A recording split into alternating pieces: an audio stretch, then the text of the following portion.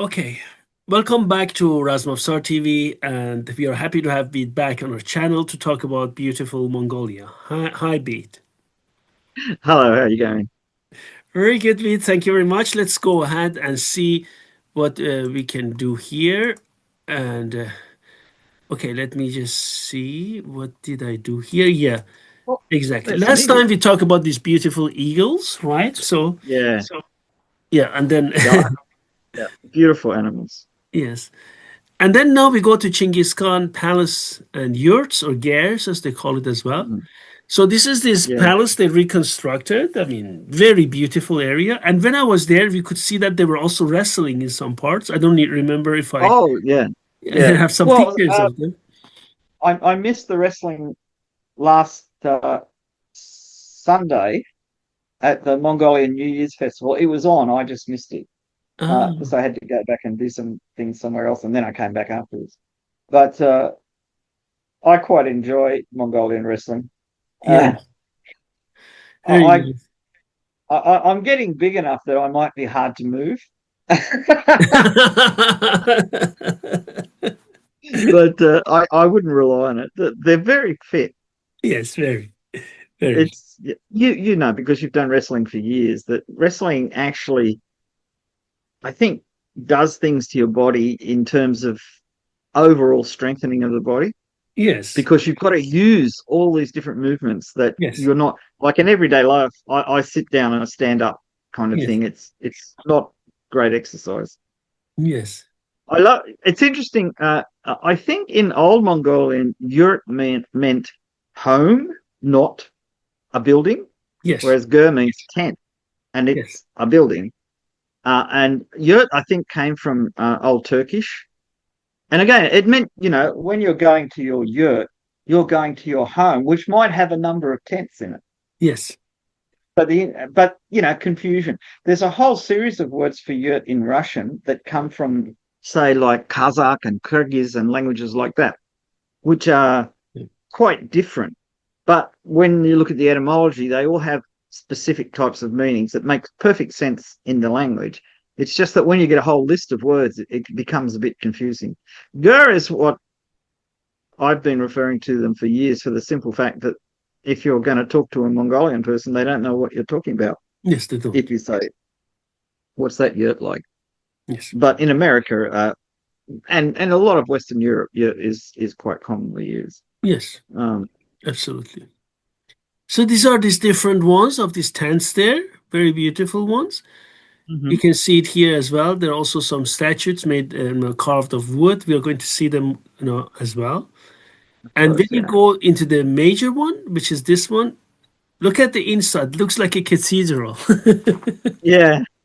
Well, it's an interesting thing. There's a learned academic article on GERS or yurts or whatever, and they explain that the size of the tent was determined by the number of wall panels. So in even in descriptions, like in the Zafan the Mar about Timor, they will describe a tent as 20 sections or whatever the number is. It usually had a kind of numerological value. It wasn't. There were certain numbers you wouldn't use because they're unlucky and all that kind of thing. But so therefore, the ger could be like 8 sections, or it could be 24 sections or whatever. So they actually got really big. Yes, Um, though we don't think of them that way. But yeah, that's kind of like um, uh, an imperial throne slash altar. yes, yes. And inside, you can see on the columns also some walls, all these plaques, as you can see them here, Mm. and they all show Mongolian warriors. Look at them, Pete. Yeah, And they all have this central disc. We saw the archaeological examples there before. yeah. The heart mirror. Yeah, Yes. I think that was very, very popular. Yeah.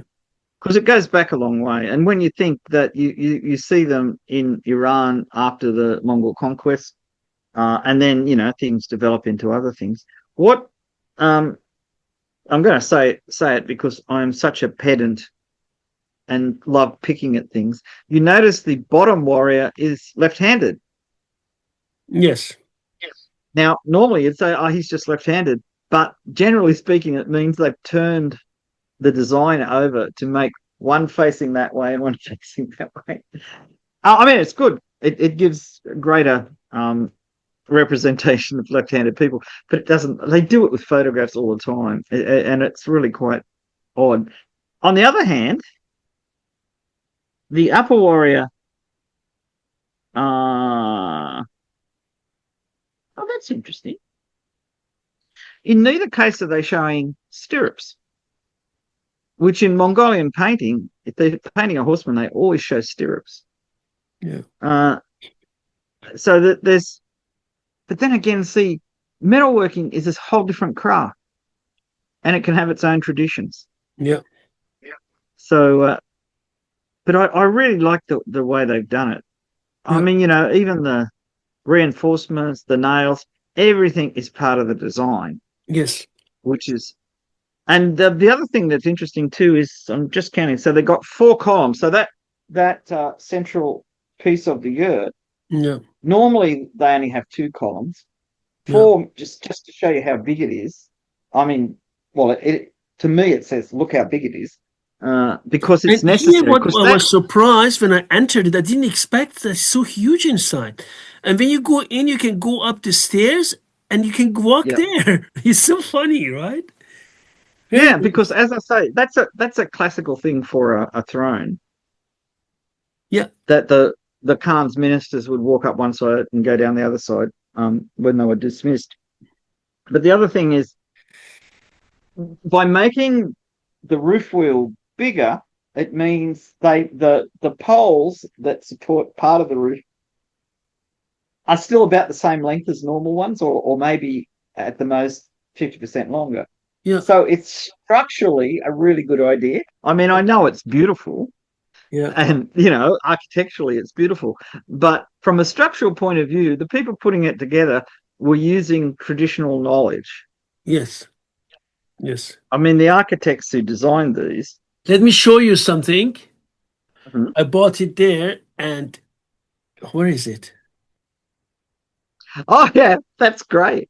And look So it, inside. Okay, I don't want to open it, but it is exactly has different columns, and yeah, and it has a door. yeah. It's very beautiful, huh? I just thought I'd show it One to one of my American friends built a full size GIR for camping, you. and Wow. when we're doing flight archery one year, they brought it along and set it up on the salt flats. And GIRs are notoriously stable. Yeah. I mean, they just don't move.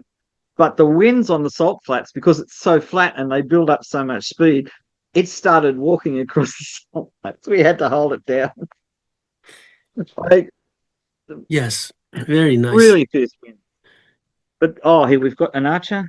Well, yes, and another uh, left-handed swordsman. Still, again, that's probably so the shield can be displayed properly. Yeah. This is an artistic decision. Uh, uh, oh, I'm just looking at the lattice panels. They've actually curved them. Yeah. That I've seen that, but I haven't seen it in. I'm assuming this is near Ulaanbaatar. Yes. 45. Let me see. Kilometers. Yes. Yeah, Yes. I yeah, that would make good sense. Further west, you often get GIRs that are the walls actually curve up before the roof starts, Mm. and that's the same form of construction. This lattice construction is so brilliant if you're moving things around. There's another shrine to Chengiz Khan in Inner Mongolia. I think the yurts there are actually constructed out of stone or something. But this was, oh, but no, they must be real yurts because it was originally, um, before the Qing dynasty, it was a moving thing. So it would move around Mongolia so that people could conduct ceremonies and that to honor Chinggis Khan. So this kind of concept of having a multiple um, uh, set of tents with shrines inside and things like that. This goes back at least to the 1600s. I noticed looking at that, there's actually a separate frame that everything's attached to, which is probably necessary once they get that big, and if you want them to be permanent displays. Yeah. Uh, but again, really nicely made. Yes. You can see that here more. Yeah, yeah. See, this is architecturally really quite sophisticated, but still keeping to the original idea of how a ger should be built. But they've just added things because it's so large, and obviously in winter snows way heavily on it. I mean, it's as a person who lives in a country where it only snows in our mountains, so I can't. I never went skiing in Australia, so I've never actually been to the snow in Australia. Yes. I mean, it's there. It's not there now. It's there in winter, and there's a lot of people that go skiing. A lot of people I used to work with used to go skiing, and so it's a popular thing. And in fact, Australia is very excited about the Winter Olympics at the moment because some of our young competitors are doing quite well. Yeah. So we don't win very many medals at the Winter Olympics, lacking proper winters. Oh yeah, that's nice. That little kind of portico over the doors. Oh, that's not quite that shape, but that's an old idea. Because obviously, if it's snowing, it doesn't. I mean, rain wasn't. I mean, they did have rain and they had sleet, which was really awful, particularly for the cattle. Um, but having something that protected you coming in and out of the door was quite a useful thing. And the idea of actually having a stone base and putting a yurt on it, in like amongst nomadic people in Mongolia, they migrated north in summer and south in winter, and they had preferred winter camps, and they often built platforms. So they bring the ger back disassembled on camelback or on a series of carts. When they got back home, they would just put it up on this raised platform, which stopped the melting snow running in underneath the walls and things like that. Mm. It's just good practical But house building. they left the stone frame there, Yeah, right? yeah. So if you came there in summer, you'd see these flat platforms of raised earth with stone around the edges and everything, and there would be no indication that that used to be that. Well, that will be a house in 3 months' time. It used to be a house 6 months before. Mm. I mean, and it's not everybody did it the same way. I don't know a lot about it. Um, it kind of all of the things that people did in Mongolia because of the really harsh climate that they found practical ways of making it possible to live there. I mean, as a person who lives in the subtropics, I can't even imagine it. Yes. Look at this. So every tent looks different, and you can go enter different tents. And they told me every tent was built in a different way, so they can show different ways of making these tents. Oh, Yes. yeah, that would make perfect sense because there Yeah. were a lot of regional variations, Yeah. but there were tents for special purposes. Yes. The is it Swedish or Danish? I think there's a thick Danish book on Mongolian culture that's based on expeditions from the 1910s to the 1930s. Mhm. And in the section on tents, which is both round tents, gers, and rectangular tents, Yeah. which turn out to be really, really practical if you're traveling. I mean, they're much heavier than modern tents. Modern tent, one person can carry a tent for 8 people. Mhm. But in the old days, they had you had ox carts or you had camels. Yes. Camels are faster than ox carts, but ox carts are. I mean, what we don't think of when we're thinking about Mongolia was in the old days, a lot of things were dragged around by oxen, Yes. Yes. and some areas used camels and other areas used oxen, and it had something to do with the fodder that was available because you know oxen are slow. I think I can't remember. It's something like uh 2 kilometers an hour or something. They're And really slow. indeed, I know most people watching this channel are native speakers of English anyhow, but even being native speaker doesn't mean people know. Please explain to our viewers, and this is really not a joke, what is All an right. oxen, why we call it an oxen, because many native speakers Okay. don't know who come from cities, you know? Okay. I think that's a very valid point. Um, when you are breeding cattle, the most valuable cattle are usually the females, cows, because they produce milk. Yeah. Um, but cattle, like a lot of species, produce roughly equal numbers of males and females.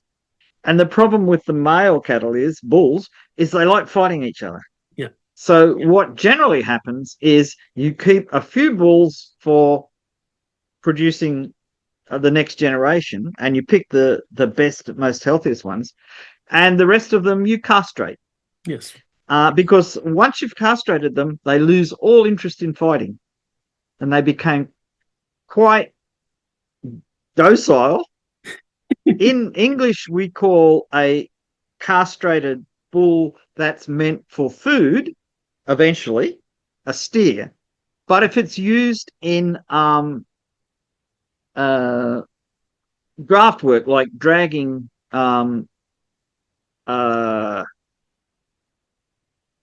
carts or wagons or things like that, we call it an ox.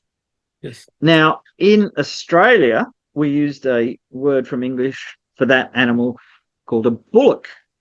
Oh, And you can see bull, ox. You drop the bull part off, you've got ox, and then oxen is the plural. So it's a plural in en, which in Old English, like children, yes. child, children. Well, oxen. That's how Oxen. that works. But it's interesting because one of my ancestors in Australia, when they were cutting timber before uh, things like cars and trucks and that, Yeah. they used to take huge teams of bullocks out into the bush, and we're talking about maybe 16 animals in pairs, all connected together, and they would haul the tree trunks out. Mm. And it's traditional in Australian history to regard the swearing of the people who drove the bullocks to be the most imaginative and linguistically complex swearing that you could imagine. So they had these long whips that they cracked to make if you wanted to turn left, you cracked it to the right or whatever. I don't know. People do know that. It's not a completely dead art. Um, I think I had a great uncle that was involved in that back in like before 1900. Mm. And so in there's a famous drawing of a Mongol ger on a wheeled platform, which are described in Marco Polo and Carpini and people like that, where they're drawn by bullocks in long rows, the same way as sometimes I think they're in broad rows too, because the actual axles of the cart, which were tree trunks, are the full width of the ger sitting on the cart. So this is a massively wide cart, and you can imagine the body of the cart's basically a square. And That's a question, Pete. Why didn't they use cows to do the job of oxen? because cow's milk's too valuable, you don't want your cow to be worn out and not being able to produce enough milk. Very good It's point. like in Mongolia, they castrated the male horses, except for the ones they wanted to breed and control the herds, because they prefer to ride. This is in the old days. I think it's still true. They preferred to ride a castrated male rather than ride mares because they milk the mares the same way as we milk cows. Yeah. Whereas in, say, Arabia, they preferred to ride mares because they didn't milk mares. And I don't know if they castrated, I think they did castrate male horses as well, but mares were preferred because they had a better nature. Yeah. And the different attitudes to animals in different cultures. The Mongolians, I think, saw horses more like we see cars. in that the better they perform, great, but you can always buy a new car. Whereas the Arabs saw horses as family pets, Yes. so they absolutely love their horses. So it's a different thing. Mongolia, rarely horses don't really have names. In the secret history, when they talk about horses, all their names are color descriptions, like the um, brownish red one, or there are words for various colors, and that's what they call the horses. Um, but in Arab literature, horses are special. In Persian So as well. Persian horses have always names in Persian literature. yeah, well, it's interesting that when Turkish herdsmen came into Iran way back in the time of the Seljuks and that, their horse raising was entirely different to the Iranian horse raising. So in Loristan and places like that, where there were actually semi-nomadic tribesmen, they didn't raise their horses the same way as the Turks or the Mongols did. They had individual horses in stalls, and they were individually fed, and Yeah. that they were named, and they were really valuable. Whereas the Turks and Mongols, you considered a man's wealth in how many hundred horses he had, not. I mean, it was a whole different method of, and that's the difference between a grassland dominated steppe and a mountainous and desert and whatever kind of much more complicated geography in Iran and Turkey, for that matter. So it's very interesting, the cultural differences between different groups Yes. that come out when you look at things like that. So these have a real imposing nature. The spaces these yurts or gurs produce, and Yeah. I like the fact they've turned the roof wheel into a giant window, Yeah. because originally they were used to let light into the Yeah. gur, Yes. um, because like most people, you if you could work outside, you worked outside. If the weather was bad, you had to work inside. But if you could use natural light, it would be better than lighting a fire, because that used up firewood, or in the case of the Mongols, I think it's called agal, the dried animal dung, which they use for fires. Got no trees, you've got to make some kind of compromise. Apparently, everybody that I've read that's been around that type of fire said it doesn't smell. So Mm. Yeah. I'm Beautiful sure they're display, right. right, Pete? Oh yeah, I really like the kind of articulation of all the surfaces, the Yes. lattices, the Look at poles. this. Yeah, there's Chengiz Khan up on the wall. Yes, of course. This is the main one, right? Yeah. Yeah. Oh, and see, we've got birds on the top of the Yeah. columns. Birds. Yeah, it's really nice. So here, And here's yeah, somebody working on the yeah. They were well, their roof reconstructing. wheels. Yeah. Yeah. Yeah. Gee, I mean, it's great that there's one of those famous Mongolian dogs. Um, it's They it's told great that me they're the name I forgot. They called it lion dog. And yeah. this dog, which was huge, came to us and then was so beautiful. And really it was huge dog. And I said, what is it doing? Who owns this dog? I said, oh no, this is a stray. There are many dogs like that here. And you Yeah. look how beautiful this dog is. I don't have more pictures. Beat, it Well, is huge. these would stay out with the animals overnight to keep the wolves away. Ah, okay, okay. So they're not like sheepdogs in Australia herd the sheep. These dogs aren't for herding the sheep. These are for protecting them.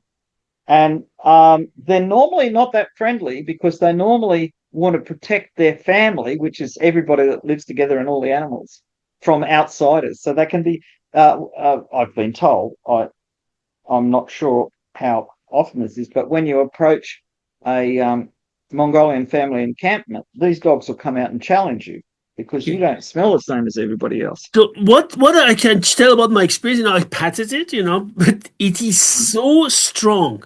When I touched Yeah. it, you could feel muscles all over the place. Huge dog. And then the Hmm. Mongolian told me this is called a lion dog, translated. And I said, why? Oh, yeah, you could see that. Yeah, you can see So the lion dog, right?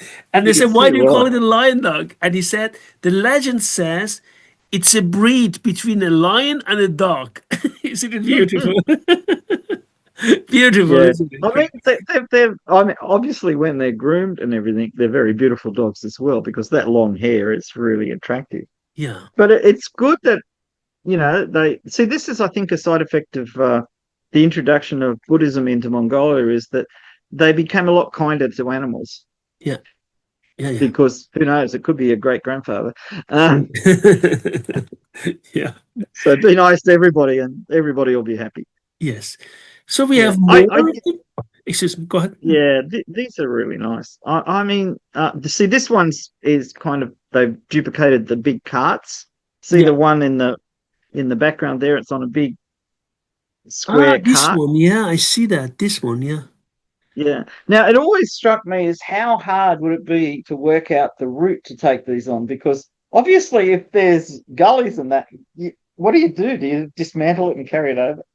All for the fact that the whole gur could be put up in maybe 2 hours, more people quicker. Mm. So, what was the real advantage of it? And it's clearly a way of saying how important the person is that owns it. Mhm. It's the guy that's got the giant 4-wheel drive Yeah. in the city where he never takes it into the country. This is the same kind of logic. You know I'm important because I've got this. The fact is that ordinary people just packed their gers down and put them on camelback or on wagons and took them and put them up when they got there. Because the one thing, this is true. I remember reading this an Italian visitor in around the area of Azerbaijan down to Tabriz when he met, I think it was Shah Tahmasp, and the because the Kozelbash were Turkmen, they were so good at packing things up and moving and then setting up the camp before everybody got there.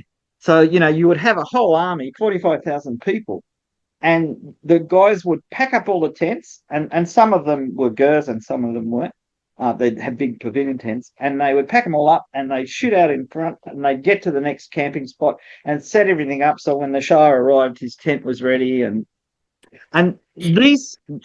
this kind of organization comes naturally to people who have to move all the time. Pete, To look at this one. Does it mean that yeah, they could move it like a cart and it with the yeah, they complete would. gear on it? You get about. I think they used rows of 6 oxen, one in front of the other, until you had the required number of oxen to pull it. Now they didn't move fast, so we're talking about the basic, 2 kilometers an hour or something. And you had to pick where you went because, again, there's no springs. You might notice that. The thing that is interesting is the one at the back in the middle of the picture.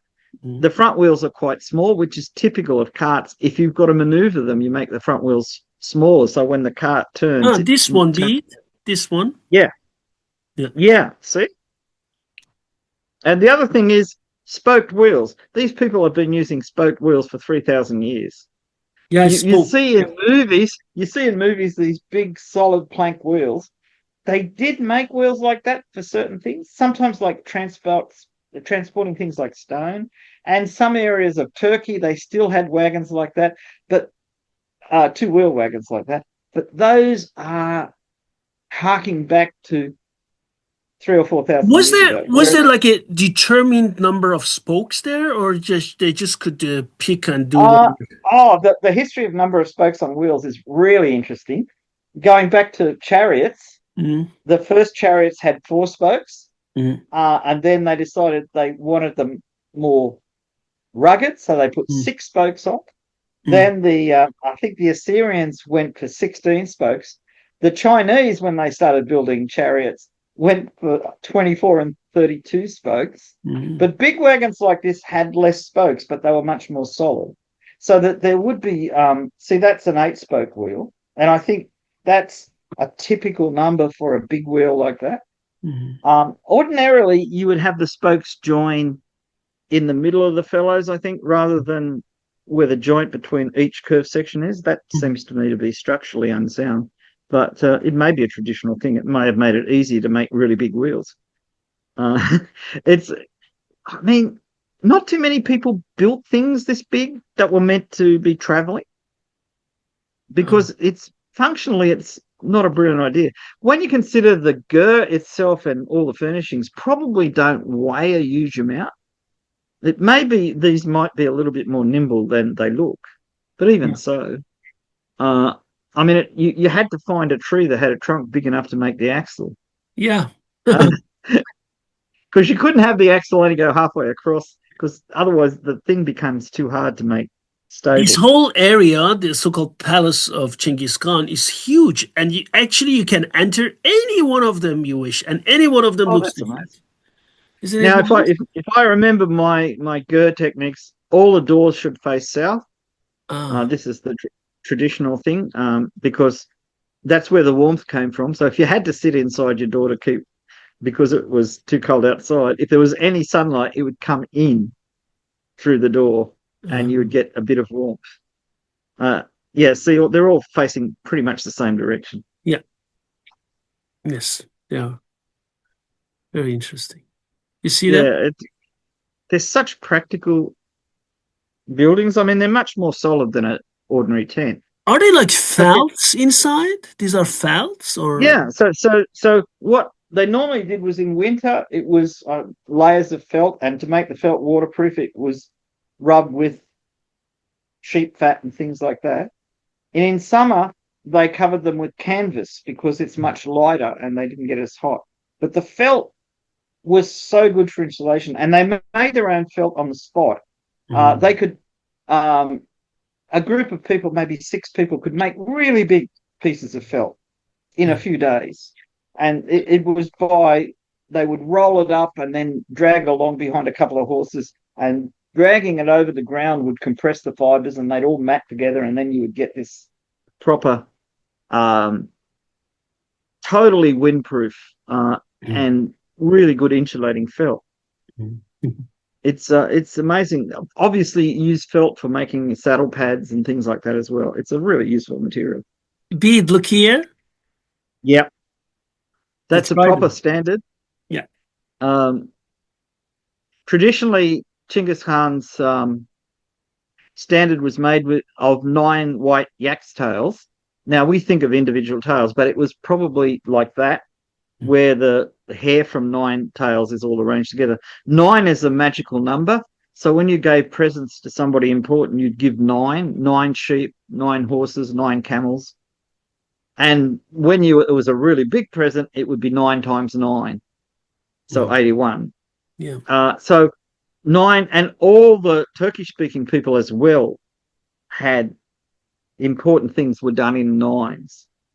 Mhm. So it's a really ancient tradition.